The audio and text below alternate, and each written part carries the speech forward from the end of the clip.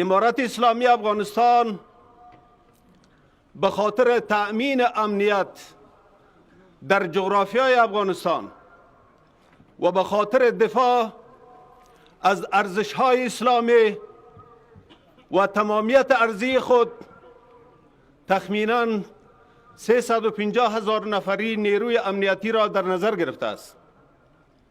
از این به بعد یونیفرم شما از طرف نیروهای خارجی ساخته نمی شود. بودجه شما از طرف خارجیات تصویب نمی شود. وظایف شما از طرف آنها تعیین نمی شود. شما به حیث فرزندان و خدمتگزاران این ملت همه امورات شما از طرف کادرهای این وطن تشخیص می شود. دیگر وظیفه پلیس ملی و نیروهای امنیتی این نیست که به سر خانه افغانها چاپه بزند. دیگر وظیفه پلیس ملی این است که از ارزش‌های اسلامی، تطبیق قوانین، دفاع از آبرو و حیثیت هر شهروند افغانستان و جلوگیری از هر نوع ارتکاب جرم، قاچاق و امورات غیر قانونی و غیر اسلامی می باشد. اصول اسلامی ما در رابطه با معامله با مجرمین هم یک چوکاتی را تشخیص کرده است.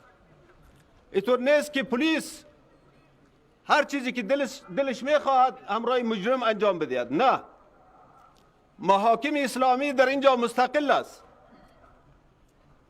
محاکم درباره هر مجرم یک جزایی را تعیین کرده است. محاکم میفهمد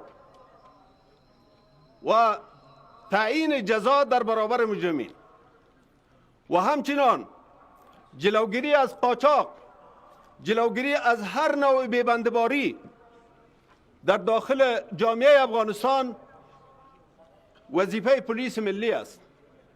بزرگان امارت اسلامی افغانستان متعهد به این است که با داشتن اقدار اسلامی خود ما با استانداردهای بین المللی باید پلیس ملی داشته باشیم.